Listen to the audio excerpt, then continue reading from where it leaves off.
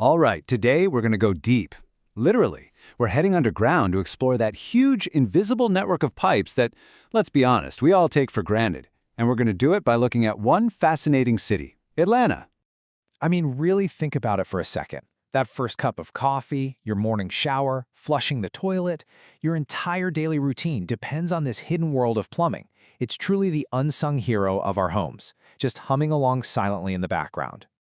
And we just trust it's all going to work, right? But what if the pipes themselves aren't even the main problem? What happens when the ground your city is built on starts to fight back? Well, that is exactly the situation in a place like Atlanta. It's like a perfect storm of environmental factors that turns the simple job of moving water around into this constant, relentless battle. Let me show you what I mean.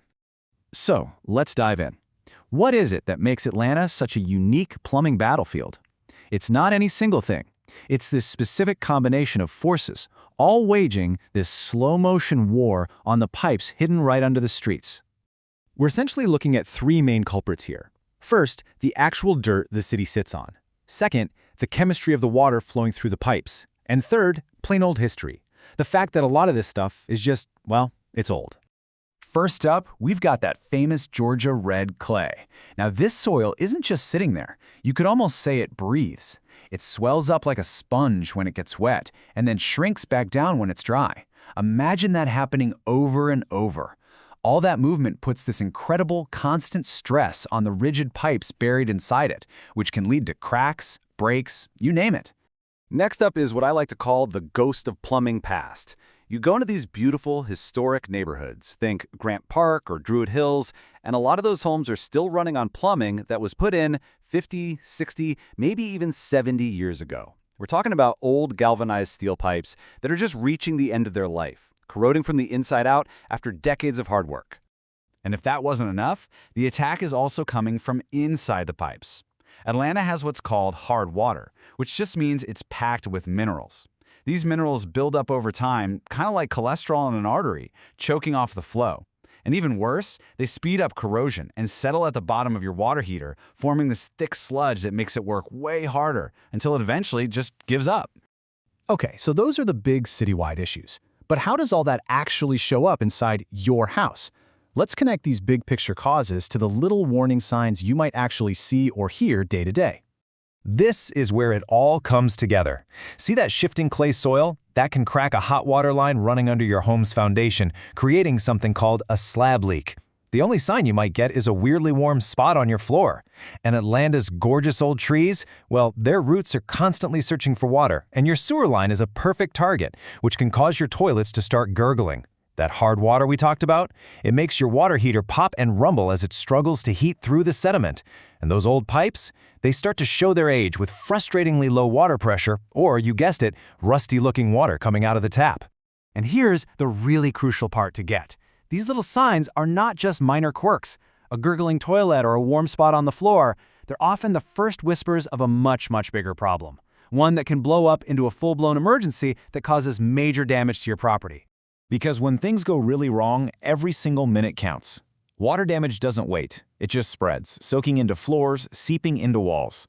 Getting help fast isn't a luxury. It's the one thing that can mean the difference between a manageable repair and a complete disaster. And just like that, a pipe that's been slowly weakening for years finally gives way. Or those tree roots create a total blockage, and suddenly wastewater has nowhere else to go but back up into your house. And sometimes, the failing pipe isn't even carrying water. It's carrying gas, and you've got the most dangerous emergency of all on your hands. Okay, well, that's a lot, I know. But when these things happen, there's a calm, methodical process that professionals use to restore order. So let's pull back the curtain and see how they actually tackle the chaos. It's actually a pretty straightforward and logical approach. It all starts with your call and getting someone on the way. But step 2 is absolutely key: diagnosis. This is where an expert doesn't just treat the symptom, they find the root cause, explain your options, and get your approval. That way, you know exactly what's going on. Only then do they move to the final step, the repair and making sure everything works perfectly. It's a clear path from chaos back to normal. You know, during that diagnosis, you might hear a few technical terms thrown around. For a clog, for example, you have snaking. That's the classic method. It's basically like using an auger to punch a hole through whatever's blocking the pipe. But then there's hydrojetting. This is way more advanced. It uses a jet of high-pressure water to scour the entire inside of the pipe clean. So it doesn't just clear the clog, it helps prevent new ones from forming. Knowing how the pros work is one thing, but what can you do in the moment? That's what this last section is all about, giving you a game plan so you know exactly what to do before help even gets there. So let's play this out. You walk into a room and there's an active leak. Water is spreading. That little bit of panic starts to set in. Before you even dial a number, what is the absolute first, most critical thing you should do? Here's your action plan. Number 1, forget everything else and find your home's main water shutoff valve. Turn it off. That stops the bleeding and prevents more damage. Then, if it's safe, clear stuff out of the way, snap a couple of pictures with your phone, and make a quick mental note of any other weird things you've noticed. Gurgling, low pressure, whatever. That information is pure gold for a technician and can save a ton of time. Okay, now let's tackle the elephant in the room. You're facing a repair, you get a quote, and you think, whoa, why is this so expensive? It is a totally fair question, and the answer kind of reveals the whole ecosystem that exists behind the scenes of a skilled trade. See, you're not just paying for a person and a wrench. You're paying for their specialized license and all the ongoing training they need to keep it. You're paying for liability insurance that protects your home if something goes wrong. You're paying for the thousands of dollars of high-tech gear in their truck, like sewer cameras and hydrojetters. That price also covers the cost of having a team ready to go 24/7. And of course, the peace of mind you get from a guarantee on their work. And all this really brings us back to one final thought. We've been using Atlanta as our deep dive, but the challenges there, aging pipes, tough water, shifting ground, those exist in cities all over the world.